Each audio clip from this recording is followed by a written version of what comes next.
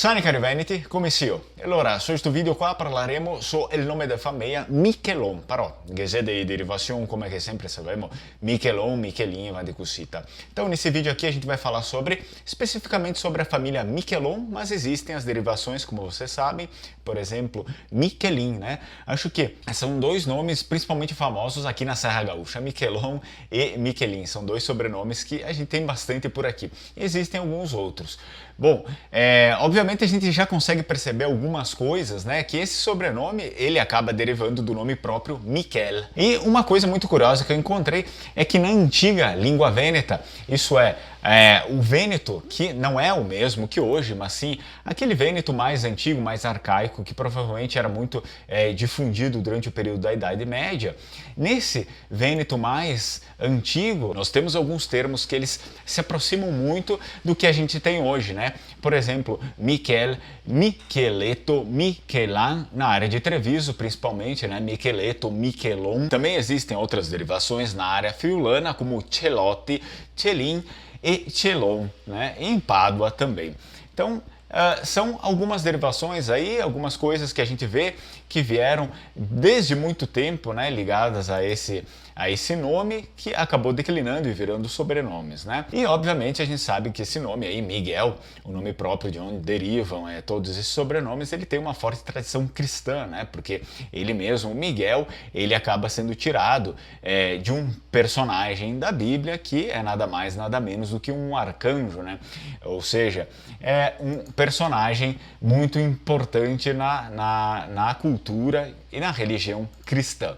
Então Miguel em hebraico, né, ele vem do hebraico esse nome, e Miguel em hebraico ele não é propriamente, não é só uma palavra, mas sim é uma pergunta. Uma pergunta que é o seguinte, ela significa quem é igual a Deus, né? Miguel, quem é igual a Deus? É interessante, né?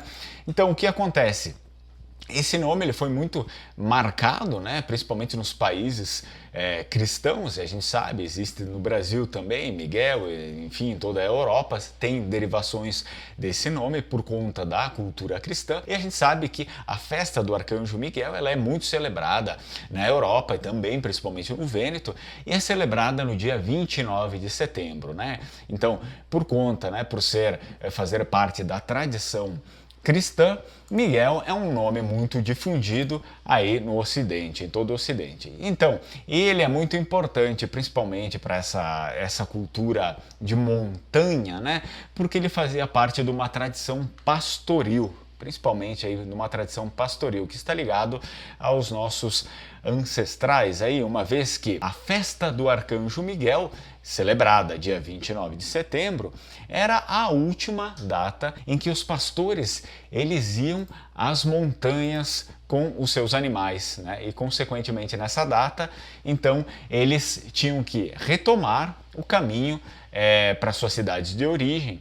E a retomada era tradicionalmente chamada, em língua vêneta, de descargar montanha. Descargar montanha. Então aí, essa é uma tradição muito valorosa, muito antiga, né? Uma tradição da Idade Média, que está ligada intrinsecamente, digamos, com esse nome e, obviamente, com o sobrenome Miquelin, Miquelon, né? Miquel e assim por diante. Então, muitos desses pastores aí, óbvio, né? Eles acabavam nomeando principalmente os seus primeiros filhos com o nome de Miquel, né? Miquel. É muito provável que tenha acontecido isso também em Portugal. Então, ao decorrer de toda a Idade Média, esse nome ele acabou declinando, né, e transformando, fazendo com que muitos sobrenomes surgissem aí.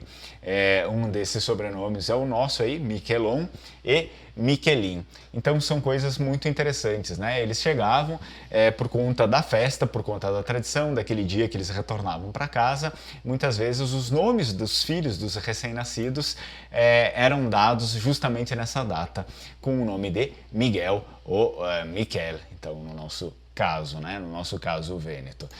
É algo que vocês enxergam que sempre tem muita história, muita cultura por trás, até por conta, até por trás de um sobrenome que muitas vezes a gente nem sabe de onde veio, que veio. Não é, muitas vezes não é só um nome que é ligado de um modo particular àquela família, mas sim a toda uma tradição, a toda uma história, né, a todo um evento. É por isso que eu sempre digo que é legal a gente estudar, é importante, não é só legal, é importante a gente estudar toda essa relação que a gente tem para a gente descobrir mais sobre a nossa cultura, também sobre a língua vêneta, obviamente, né? Que está intrinsecamente ligado. O mastro, né? O mastro estandarte de toda a cultura é a língua. Sem a língua a gente perde a visão de referência, a visão que a gente tem sobre o mundo. Então, pessoal, espero que vocês tenham gostado mais uma vez aí desse vídeo. Vi dimando da mettere il me piace sempre, da iscriversi sul canale, perché sempre vengo fuori con novità. E dunque, vi ringrazio un'altra volta e stemmi bene tutti. Ciao ciao!